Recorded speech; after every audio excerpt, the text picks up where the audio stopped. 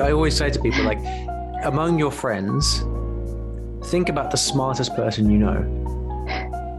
I guarantee you that person reads a lot. And I felt really stupid because I didn't know any other languages at all. I think the English or the British mentality is very much, we are the best. Hello guys, and welcome back to my YouTube channel. Today you're going to be watching an interview with Olly Richards. He's the creator of this story learning method that helped a lot of people learn foreign languages. And guys, when I was younger, I loved reading greater readers. And this is something we're going to be talking about in this interview. So make sure to like this video and subscribe to my YouTube channel. And now let's begin.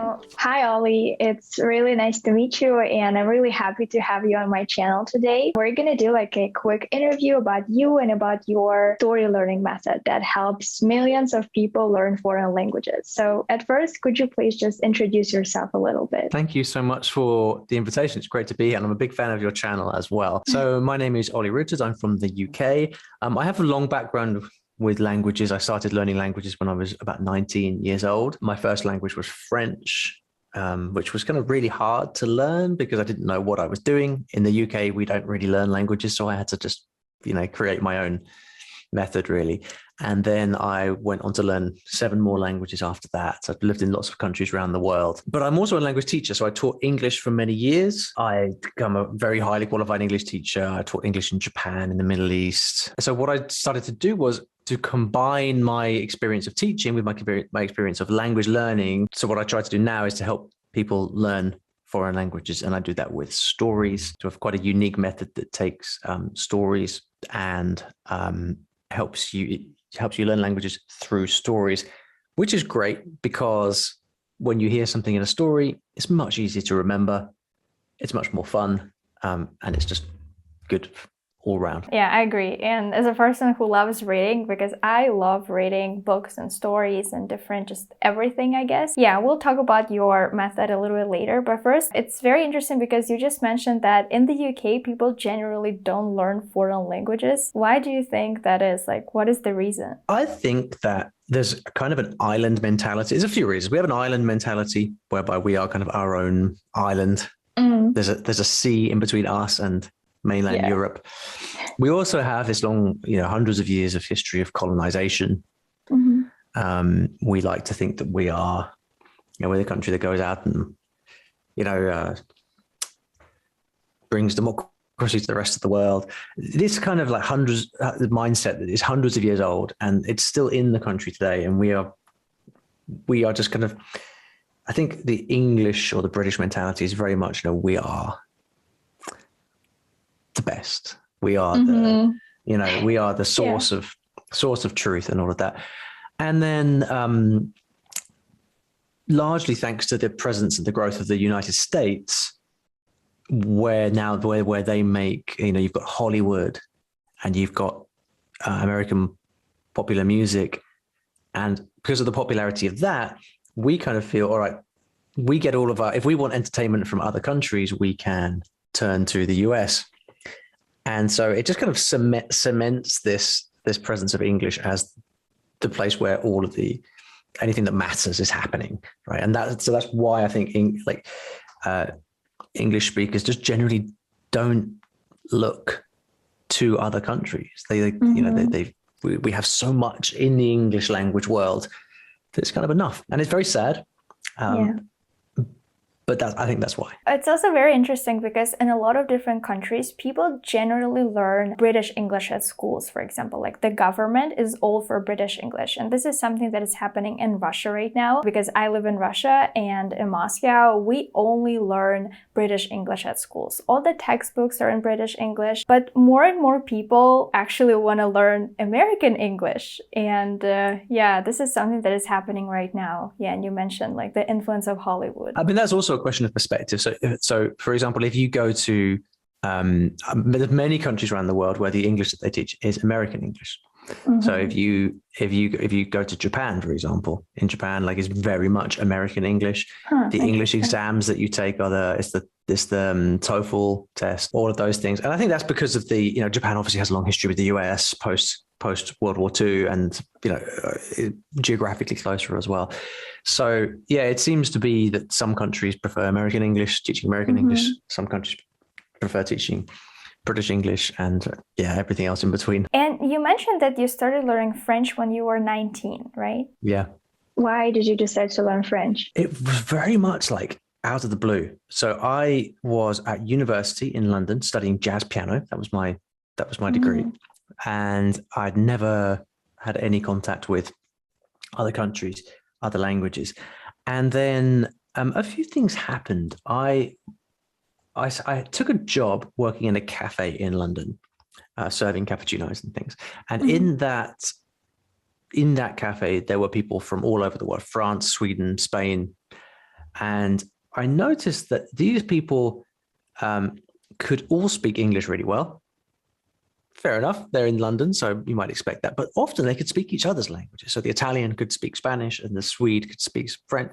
And I felt really stupid because I didn't know any other languages at all. So I felt like I was something clicked inside my head. And I thought, hang on, there is a big world out there and I really haven't got a clue about it. And I felt bad being the English guy who couldn't speak other languages. And so I said, right, I'm going to learn French. I'm going to try. And then around the same time, my girlfriend at the time broke up with me. We'd been together for 2 years and I was 19. So it was a big deal when she broke up with me and I was really, really in a mess. And I basically ran away. I got on a train. I bought a one-way ticket on a train to Paris. I went to live in Paris for 6 months. And I said, right, this is my new life. I'm going to learn French. And so I was really kind of motivated to do it. And I think that's, with language learning, there are a few things that really matter. Motivation is one of those things. And I was really motivated. A lot of people telling me that, for example, they're really worried that they didn't learn any foreign languages then when they were kids, right? When they were younger. And they're worried that because of that, they will never be able to learn to master a foreign language. And you just told everyone that it's not true, right? Because motivation is something that can really help you learn anything. Well, I mean, I was young though, right? I have a lot of, because in my language company, Story Learning, we have a lot of students, and many of them are older. They could be in their 60s or 70s, and they haven't learned a language since high school. So it's been about maybe 40, 50 years since it. And it's very common for people to think, okay, I'm older. I haven't done this for 40, 50 years. How can I possibly? It's too late for me. Right? But what you find is that when you can motivate people with a specific way of learning that they enjoy, and you take the pressure off, then they can do amazing things. One of the problems with a lot of modern teaching methods is it forces you to speak from the beginning. Day one, learn this, now say it in front of the class and practice with your partner. And that puts incredible pressure on people psychologically, because when we speak in a foreign language, we lose our identity and we are now kind of like, we are like adult children. We can't express ourselves properly. Yeah. Very difficult from a perspective of social anxiety. Lots of people get very anxious when they have to speak. So one of the reasons that I'm such a big fan of learning with stories, which basically kind of means learning through context, through lots of reading and listening, is that you don't have to speak at the beginning. You can take your time to learn gradually, and then speaking can just kind of come later, can emerge from that. So age really is, if you think it's a problem, it is. If you don't think it's a problem, it's not. It's all in your head. Yeah.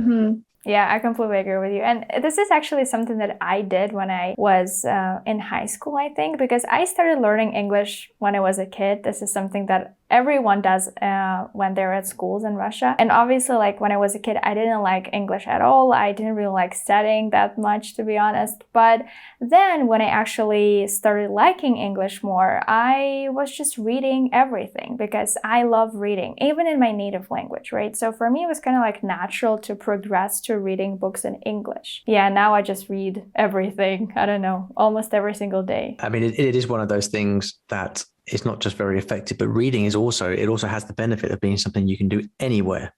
Yeah. You can do it in bed, in the kitchen, on the train, like, and so one of the things that, you know, you're always looking for when we're helping people with languages, like what can you do that fits into your life? And if you insist on having a language class or actually learning by speaking with somebody, it's really hard logistically to actually have that time to speak with people.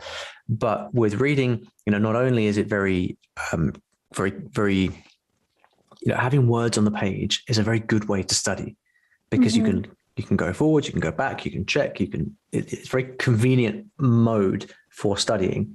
And then the fact that you can do it anywhere means that, you know, if you can get yourself to fall in love with reading, you've already won. You've already won the game. I agree with you, because you said that, for example, when we speak with other people, sometimes other people are not interested in the things we're interested in, right? But when you're reading something, you can choose the materials you like. If you want to just read and relax, you can, I don't know, choose like a fiction book maybe. But if you want to learn something new, maybe like a nonfiction book, like a nonfiction story will be better for you. Being able to choose your own material is huge. Like, so one of the, I don't know if your audience is familiar with the concept of comprehensible input. It's the idea that we should read and listen to things not that are necessarily at native level, but are at a level that we can understand, that we're ready for, right? So if you're an intermediate level in English, then you should be reading material at an intermediate or upper intermediate level. If you can understand,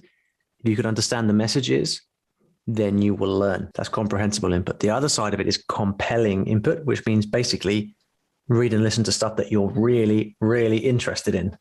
Because if you're really interested in it, then you'll learn. And so like you said, with reading, it's just great because you can literally learn from anything you want. If you like gardening, read a book on gardening. If you like, if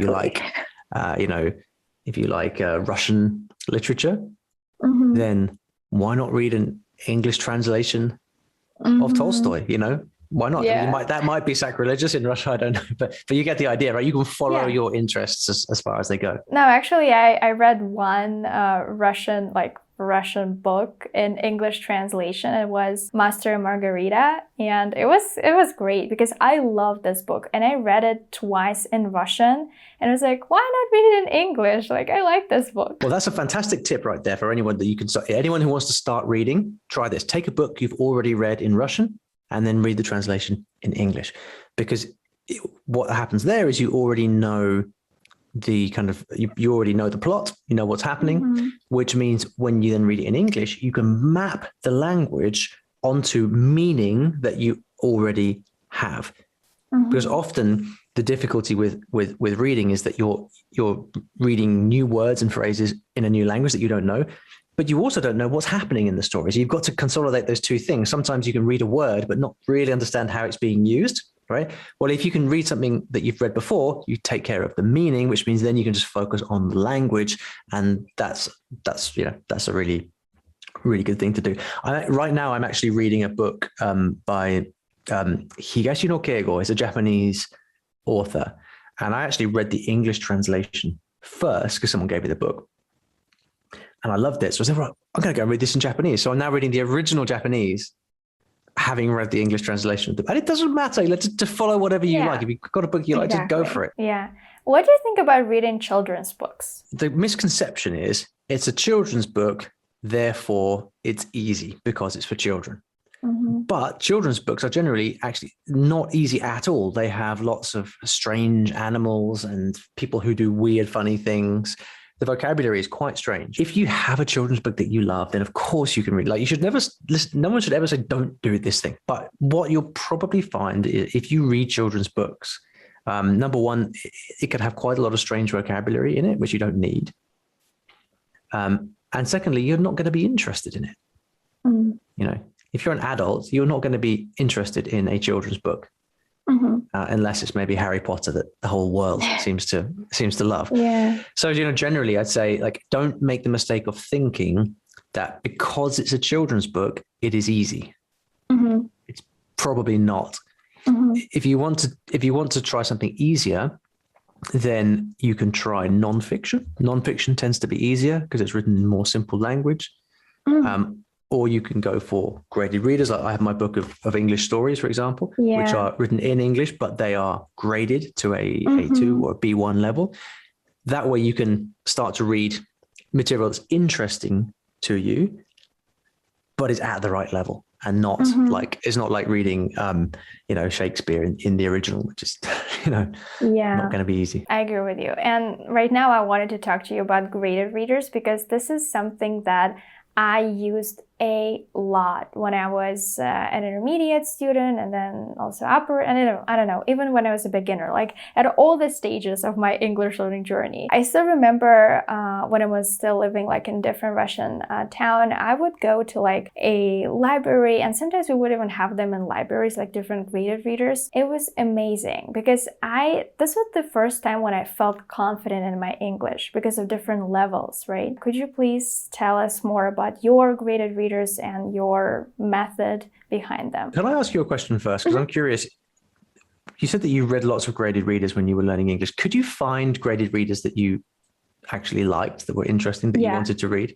Really? Yeah, of course. What kind of things did you find? I mean, usually they were just like simplified books that we already have. They weren't like new stories, like, I don't know, like any book really, but just simplified, right? Any maybe like classical literature, I don't know. But obviously like closer to I think when I was a beginner, it was still, I don't know, like simple stories. Also the stories that we all know, right? We all know them, we all love them, but they're simplified. And then later, maybe like even Shakespeare, but also simplified. Yeah. So often what I found when I was teaching English, but also looking at wants to create my own language material, I noticed that all of the graded readers seem to be the things that you mentioned: classical literature, or folk tales or folk stories, exactly, very old things. Yeah, exactly. And if you happen to like that, well, that's great.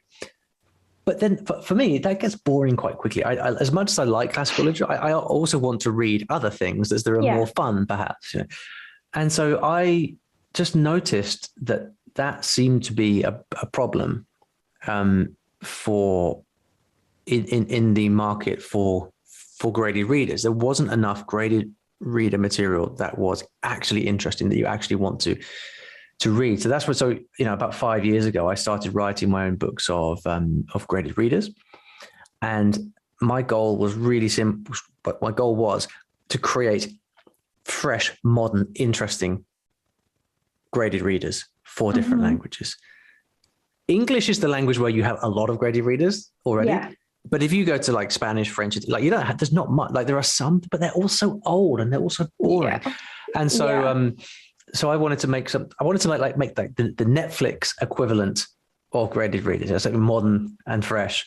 And so I started writing these books, and even from the from the artwork, we try and make it very modern.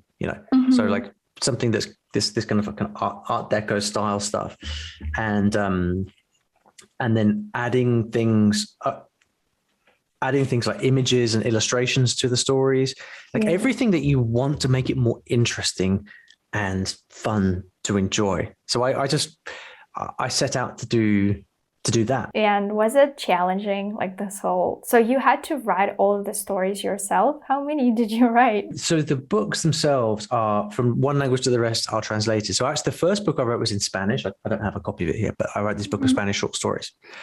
And there's only 8 in the book. I think I did 10 at the beginning and discarded 2 of them. So we ended up with 8. And then when we create the book in Italian or Dutch or Japanese, they're translations and localizations of those stories, right? So I think I wrote 3 sets of books. One was beginner volume 1, beginner volume 2, and then intermediate as well. But they're fairly short stories. So this is the stories are not. It's not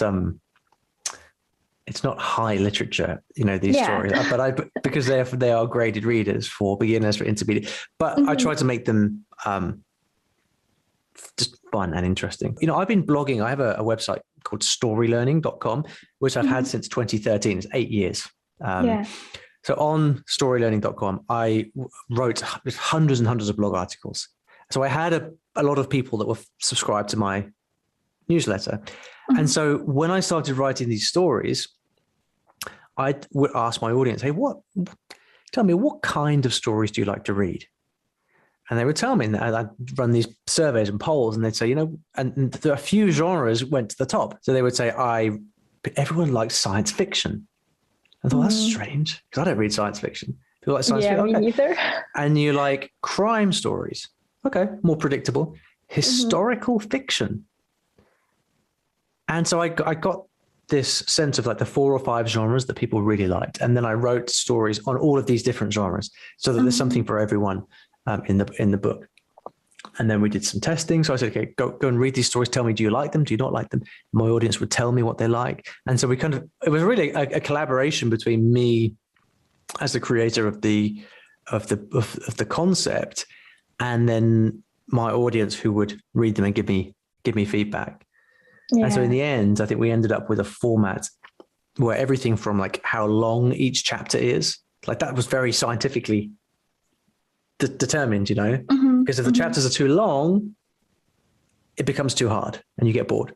So we have to make the chapters the right length. And so yeah, it was a very fun process to do. Wow. That's so interesting. Yeah, I love historical fiction. That's actually my favorite genre. You were talking about different chapters, right? And the length of each chapter. And how long, like, as I understand, for beginners, usually the chapters are shorter, right? We have a different set of criteria for the beginner books to the intermediate books, for example. And to be clear, when I say for beginners, the level is actually not complete beginner. It's more like high beginner. It's kind of A2 level. So I don't remember exactly the number that we put on the length of each chapter, but it's essentially like 6 pages. So like that's the length of a page. Okay. You see here, and there'll be 1, 2, 3, 4, 5 and a half pages. Okay. Yeah. So what I want to do is give you the feeling of momentum. I want you to feel like you're reading something. You have to push, you have to struggle, but then you reach the end of that chapter. And you feel, yes, I've reached the end. That's motivating. So then you can take a break, or if you want, you can carry on, do the next chapter. And each time you're building this feeling of momentum.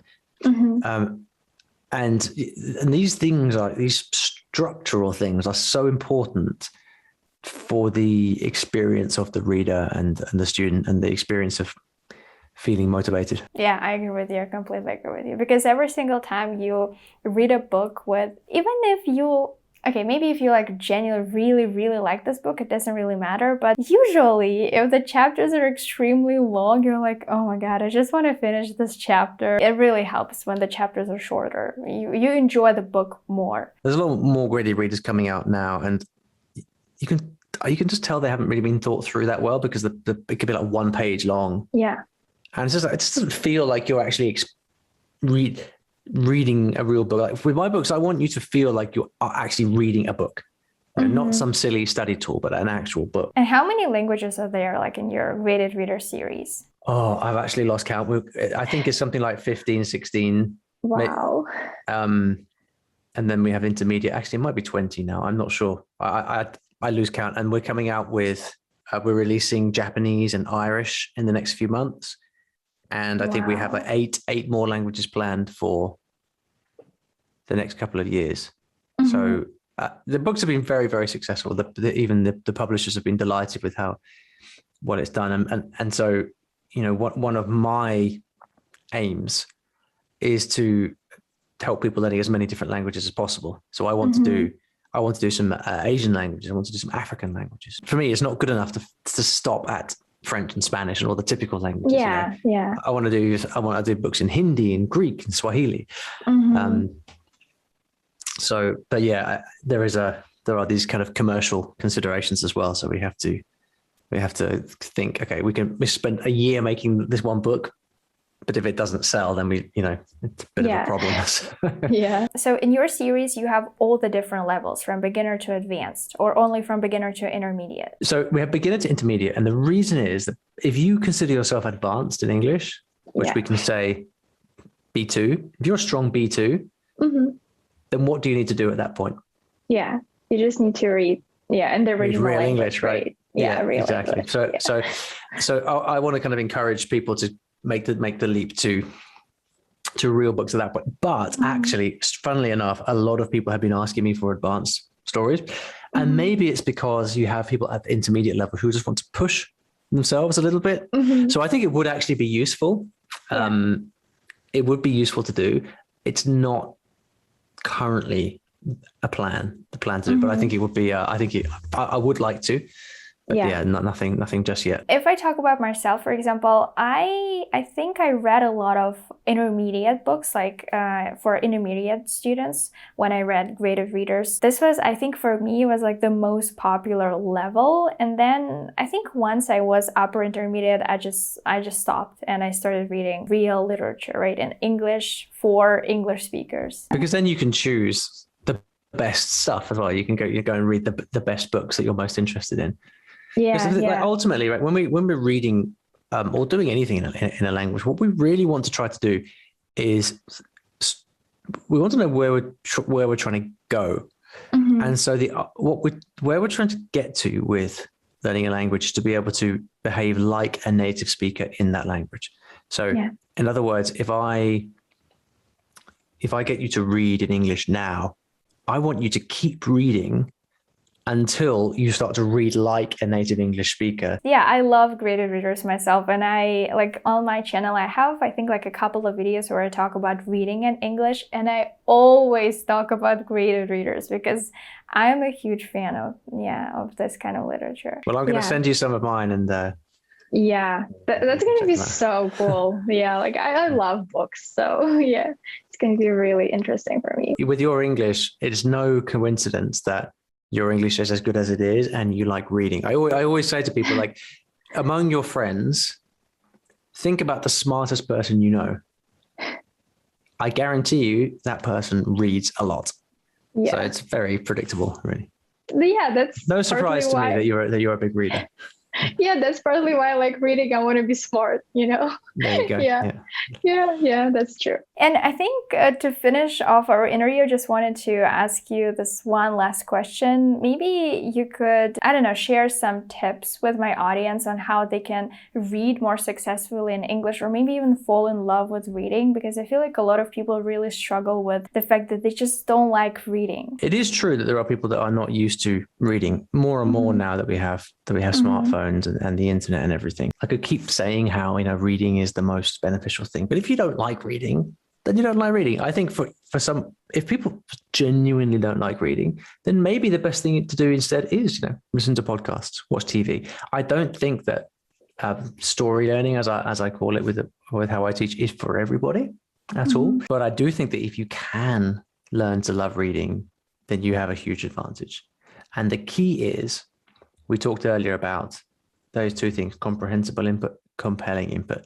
These are the things to do. So you've got to find material at your level, and then find material that is at your level and really, really interesting to you. And if you can find those things, then that's how you get interested. Because, you might love watching Netflix or listening to podcasts. You can't get the experience of reading a book anywhere else that's not in a book. Reading books are unique. I would say think about the things that you enjoy reading in your mother tongue. Do you like reading football magazines? Do you like reading the news? Think about what you would read and most enjoy in your mother tongue, and then try to do the same thing in English. At least then you will be really interested. And if you're really interested, you stand the best chance of continuing, keeping it up, and learning. When people read, they often come across words that they don't know, like new vocabulary. Do you have any recommendations on how they can memorize new vocabulary? I would suggest that actually the best thing to do is not try to memorize new vocabulary. Because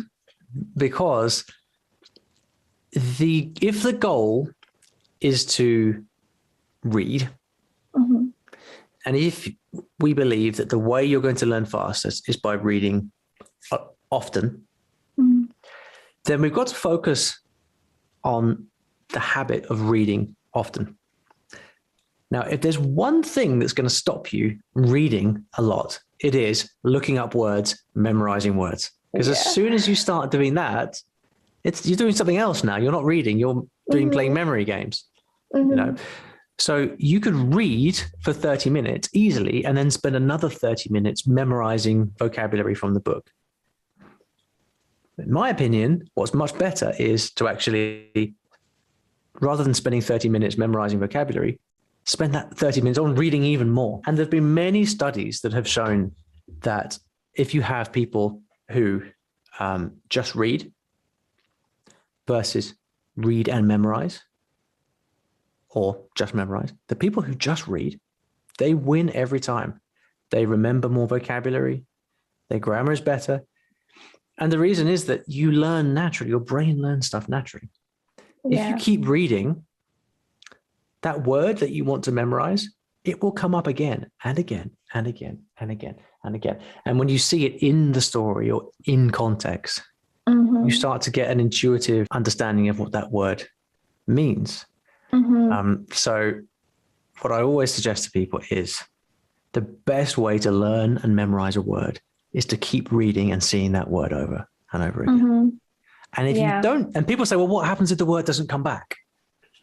I said, you will never lose this word. If the word doesn't come back, well, guess what? It's probably not a very important word. Yeah, I completely agree with you because this is something that I had when I was younger. So I used to have this like really big notebook where I would write every single word that I didn't know. And I think like a couple of maybe a year ago, I found this notebook like at my parents' house. I opened it and I just realized that I know right now, obviously I know all of these words, but I didn't learn them. You know, I just wrote them down. Yeah, I didn't memorize them. I just wrote them down and then I forgot about them. But there were also some words that were just like so weird. Like, why would I even want to learn them? Yeah, they were too formal, maybe like outdated. So you can see all these words and you say, okay, I don't know that word, therefore I should learn it. Not true. If you're reading Harry Potter and you're reading about Hogwarts, why do you have to learn the word Hogwarts? Like even though you don't need it. And so to the untrained eye, every word looks like an important word that needs to be memorized. But just like we said earlier, like the best way to know whether a word is worth learning is if it comes up again and again and again and again in your reading. And if that word comes up again and again and again and again, guess what? You're going to learn it naturally. So you don't need to memorize it. Now, that's a kind of I'm being a bit extreme to make the point. Sometimes it probably is helpful to memorize something here or there.